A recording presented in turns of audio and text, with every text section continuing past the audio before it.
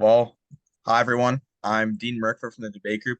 I'm the media officer and will be conducting this interview. And I'm here with Ishan Dubey. Ishan, if you want to introduce yourself. Hi, my name's Ishan. That's about it. Good to know. Okay. And if you want to get right into the questions, let me know. And yeah, we can start. Yeah, I'm good. Okay, so first, let's just get right into it. What do you think was your hardest round you've ever had to experience in your career?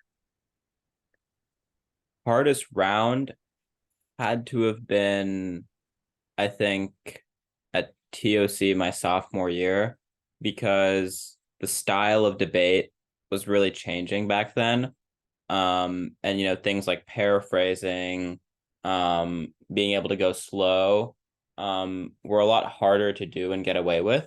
And I think I confronted a lot of new styles of debate that I was unfamiliar with, and being able to adapt to those is really hard. So I remember that being like a wake up moment for me that I have to like change with the times. And since then I've tried my best to keep up, but definitely some rounds at TOC my sophomore year. That's good. That's good. And what topic was that on? That was on the IMF topic. Oh, that's interesting. What do you think, like, in terms of like that topic in specific, do you think there's anything that you could have done better or one thing that you can look back on and say, man, I really wish I could have done this and maybe it helped me succeed a little bit more? Yeah, I think there are multiple ways through which you could view the topic. I don't think it was like a resolution that was fiated. It was just assessing whether the IMF was good or bad. And I think there were a lot of things that could have changed, like the prep strategy there. For instance, like a focus on holistic pieces of evidence that encompass certain examples, or even emphasizing certain examples and doing a lot of prep there. It's really hard, for instance, to make analytics on what happened in history, because either something happened or it didn't. But I think, especially when it comes to the prep strategy, there are multiple ways in which you can approach the topic. You could potentially look at the future benefits of the IMF. And especially given that the topic occurred during COVID, there were a lot of reforms that people talked about. And Mhm. so I think a high focus on like, evidence that can be spun in ways advantageous to you would have been helpful back then, especially. That's good. And next question. How do you deal with these judge screws or unfortunate decisions that you think might have you should have won or something along those lines? How do you deal with that? Yeah, I think those are inevitable. I think everyone has rounds where they feel as though they should have won, or they did everything they could. I think what I've realized is a few things.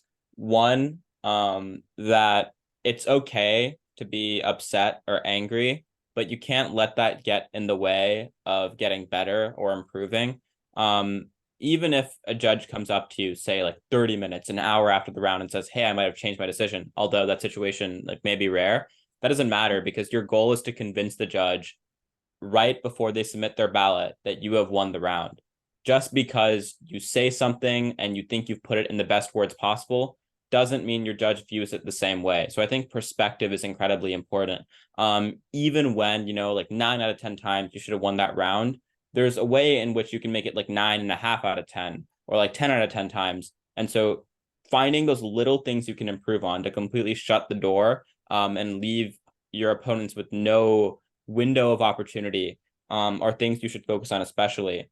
But it's easy to get down in the dumps as well after like you lose a round like this. But there are so many tournaments in a season, Mhm. and each tournament has six prelim rounds for a reason, right? So like if you lose a prelim round, that's okay. If you lose two prelim rounds, that's okay. So long as you focus on what you know how to do, and you're able to win the rounds you can win consistently, a judge screw or two won't stop you. Yeah, and on that note, do you think there's ever been an instance where you might have got a judge screwed in later on and maybe in the next tournament or the next season, you can look back on that instance and remember, oh, I gotta change this something like do you think that's something that a lot of people can take advantage of? Yeah, for sure. I think especially when you're a younger debater and more naive, when you start to figure things out and you start to like deploy them in round, I can recall a few rounds like sophomore, even early junior year, I mean, even like a little bit early senior year, where there were like lay rounds, for instance, where I thought I did everything right. But the difference was the judge was just looking for something that we weren't appealing to. Maybe we were going slightly faster, or maybe we were just appearing too calm and too relaxed, or something like that. But there are tons of instances where I think, you look back at a lay round, especially, and you think, well, generally speaking, I thought we were more persuasive, but the result ends up being a loss. And then you really have to consider, like, okay, each lay judge is different. How can you approach this round differently next time? And sometimes that means like deploying totally different strategies. I remember like during my sophomore year at UK, my partner in Final Focus tried something I've never heard before, where he basically totally ignored the flow of the debate. And he just, talked, and he talked about the arguments tangentially, but it made a lot of the impacts in the debate feel more human, and established a kind of connection with the judge that ended up winning us the round in a round that would have been relatively close on the flow, elsewise. So I think, certain judges look for certain things. And with experience, you'll figure out what those things are. But those rounds happen all the time. And I think they're great learning experiences. Thank you, thank you. The next question is, how did you manage school, other responsibilities while also having a heavy commitment to debate? Like, what are some ways that you maybe time manage it throughout your entire career? Yeah, it's tough. I mean, I think there were definitely a few moments, like especially like post COVID, where you actually have to go to school and stuff, Hmm. where it kind of hits you that it's a lot to manage. Like competing at a high level, or even competing locally, just doing it consistently and managing school, it's a difficult thing to do. I think a few things I learned were, if it is at all possible to, manage schoolwork or put things before debate and do them first, then you absolutely should do it. I think the second thing you have to realize is that during debate tournaments, you're just not going to have time to get schoolwork done or general like other work done. Debate tournaments are really stressful, at least for me, and I'm sure for many other people. And so like your capacity to engage in other academic activities isn't very high. So I think, just a straight up reality check. Just tell yourself that during a debate tournament, I'm not going to be able to get stuff done. I'm not going to be able to study for the test I have on Monday. Or I'm not going to be able to prepare for whatever else, your commitment may be. I think that helps, because then it helps you reframe your priorities. I think debate's really helpful too in that sense, because it forces you to learn prioritization. But I think, Hmm. planning stuff out in advance, if your class, for instance, is planning for the week ahead, see if you can get a week ahead of that. And not every single time will you be okay. And sometimes you will fall behind. That happens inevitably. And in that case, it's okay to take a weekend off. Like, you're probably not going to miss out on much, for just one weekend. So, take a weekend off to catch up, take a break, or something like that. I don't think there's a problem with that at all. Yeah. Thank you, thank you. Okay. Next question is mainly pertaining to you, or just like your entire debate career. So obviously you've had a great success, but what do you think was like one main skill that set you aside from other debaters, whether that be like having maybe being more efficient or something along those lines? Like, what do you think is the main skill that can set you aside? It's a good question. I think so I spoke second for the majority of my debate career. I did speak first a little bit, but I think a large part of what contributed to my success was round vision, and that's like a fairly broad term. So what I mean by that, and I'll narrow it down to one speech, is final focus. I was always decent at giving rebuttal. Like I could always like compile stuff, think of analytics and do what most people can do at a fairly high level. But at a certain point, rebuttals cap out. You can't really like, I think there is situations where you can give a rebuttal that's fairly perfect and then it can be mimicked. But during final focus, there is so much that can happen.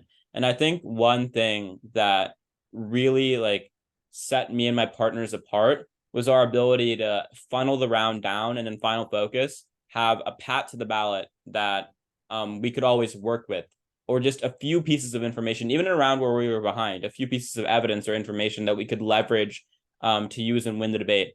I like to think of the debate like through not only our perspective, but through also the opponent's perspective, as in, if I were my opponents, how would I win the round? And if I were the judge, how would I rationalize voting for my opponent?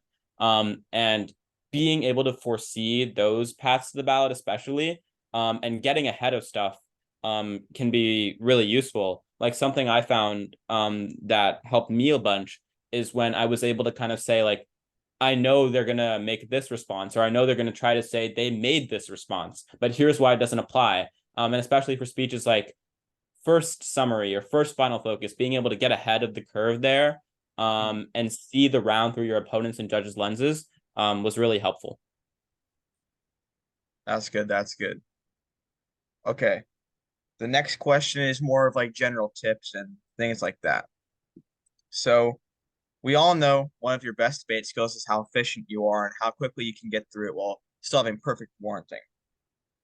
The main question is how do you improve this efficiency and like what advice do you have for the debaters trying to get more efficient and like what drills did you do maybe to improve specifically efficiency?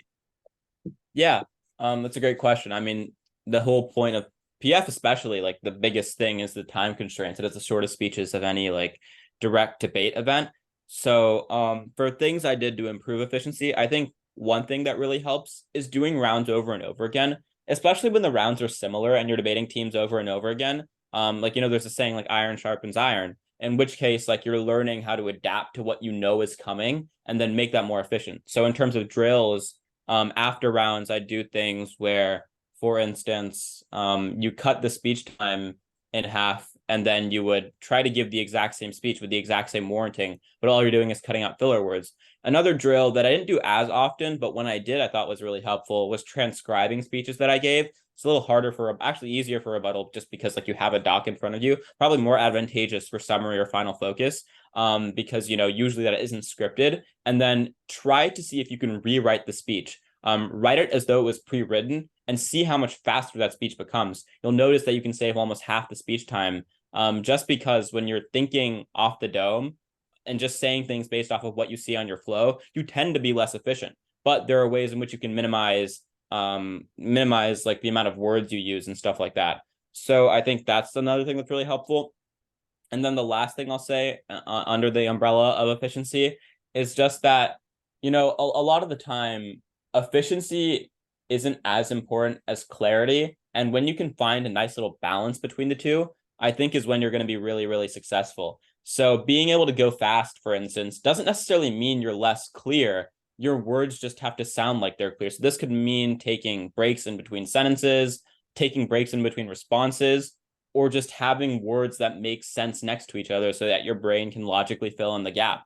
So I think a large portion of that is, asking yourself, if I make this response, do I need to say X, Y, or Z? Will I use X, Y, or Z later in the round? If the answer is no, then there probably is no use in including it. But if the answer is yes, then absolutely do include it. But think of ways in which you can make it more digestible.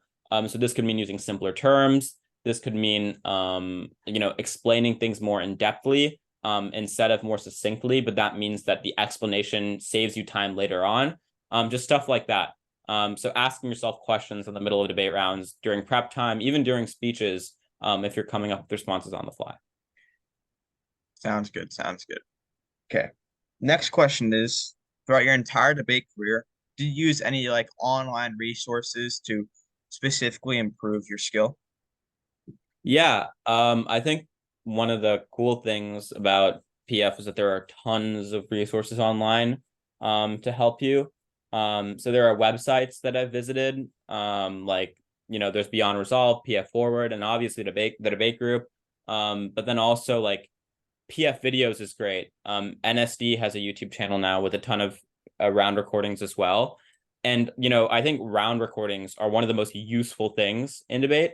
And so, flowing those rounds, doing drills off of those rounds, even sometimes just listening to them before tournaments instead of doing prep, especially when I was younger, I found that to be really helpful. So, the YouTube rounds are great. There are online resources. And I think one of the most underutilized resources generally is the wiki. It doesn't have to be the PF wiki directly, but I think like also like going through the LD and policy or even the college policy wiki, where they have tons of evidence. And I mean, like a lot of PF topics are recycled or a little bit modified from previous topics that have been used before in these events.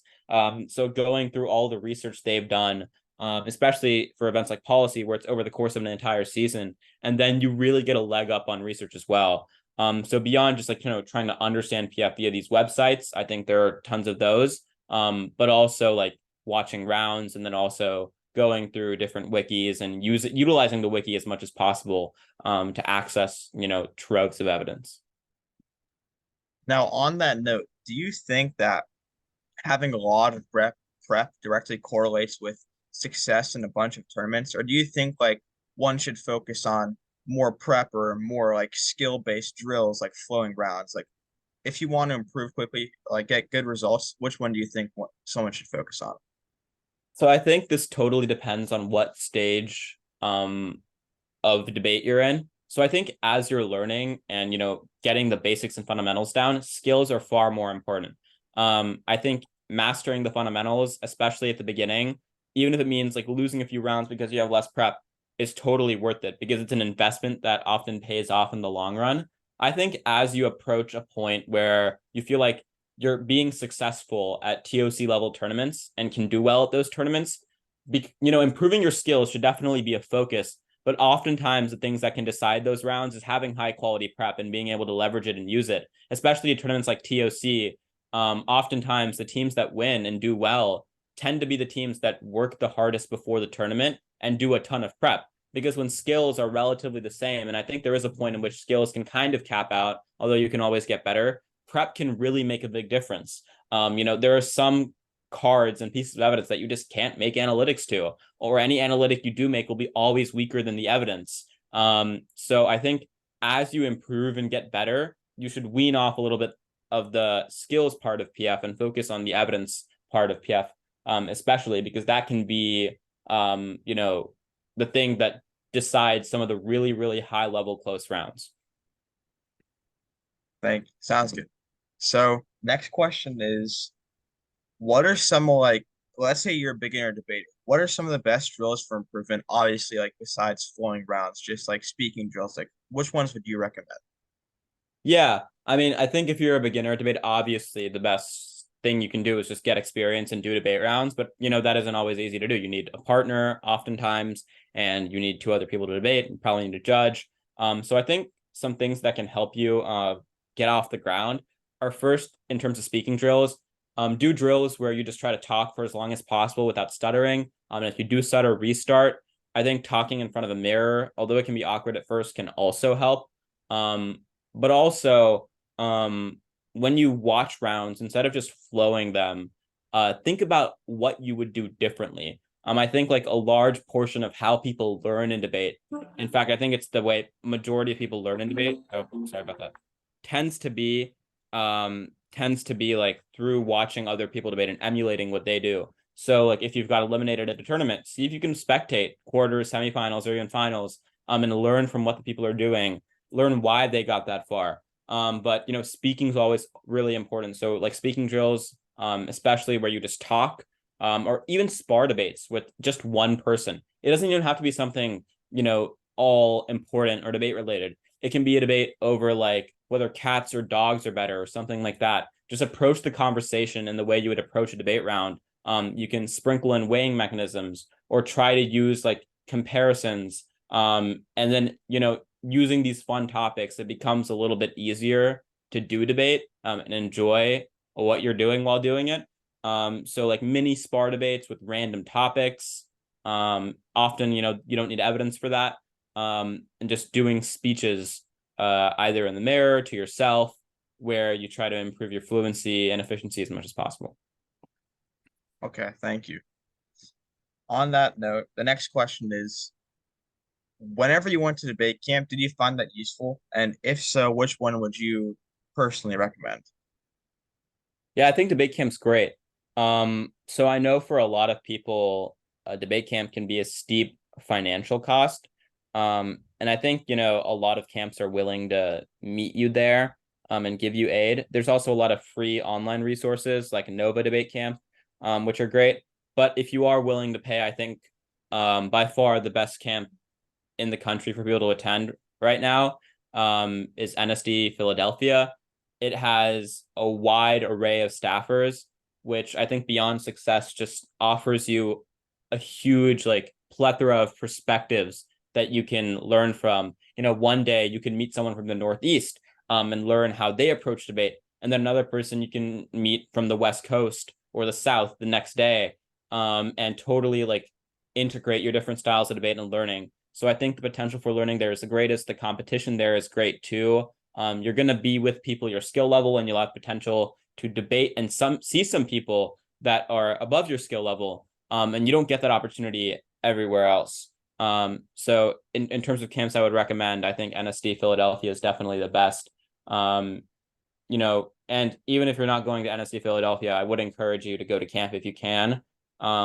Just focusing on debate for a long period of time is helpful, but as a side benefit, you meet a lot of really cool people, and generally camps aren't all business. There's times to have fun. You make a lot of new friends. Sometimes you meet the people that you're going to prep with for the next few years, or even people that, like, if you're in town, you can stay with. So debate camp's definitely a great experience, both on like a personal level and also like a debate experience level. Completely agree. And final question is, what tips do you have on theory and more progressive debate as that becomes way more common in the PF space like we can see today? Yeah, for sure. I think keeping up is something that's so important, as I mentioned a little bit earlier, right? When I had that like shock my sophomore year. So I think especially for theory debate and things like Ks, one, this has been done before. We're getting theory and Ks from other events. I think you can watch policy rounds or LD rounds, or even visit the LD wiki or policy wiki, or look at previous years. And there's lots of resources there that you can use. I think another thing is that you can reach out to people who have had experience with this, via organizations like the debate group, which have a lot of people that have a good understanding of this. And I think the other thing is to practice this stuff, even if it's not necessarily going to become super apparent. Like, let's say you're a local circuit debater. I think on the side, it's good for you to practice and keep up with this stuff, just so in the event that you do face it, you don't feel left behind. I think a lot of judges now are becoming especially receptive to theory and critical arguments. And so being prepared to debate them is especially important. And if you're someone who is overwhelmed by like the new concept of theory and critiques, that you can debate something other than the direct resolution, or there are different ways that you can frame the resolution, or you can negate the resolution like entirely. I think one thing to think about is that it's all at the end of the day just an argument. If your fundamentals are good, you can offer a claim, a warrant, and an impact, and you can compare warrants, compare impacts, do weighing in between that stuff. You can apply it to a whole bunch of stuff. I think that's why a lot of people treat debate as a life skill, but that skill also applies to theory and Ks. So harnessing your ability to be really, really good at the fundamentals, like weighing, for instance, or even just warrant comparison, and stuff like that, can make you pretty good at theory and K debate, even if you've never done a theory or K debate before. But to get ahead of it, reach out to people who have done it, / do know about it, and then also practice on your own, even if you don't think it's going to directly affect you in the coming tournament or two. Well, thank you, Ishan. That was a great interview. And any final regards? Yeah, I mean, thank you for having me. I'd like to once again mention that there is a plethora of online resources that you can use that are extremely beneficial and are of no cost.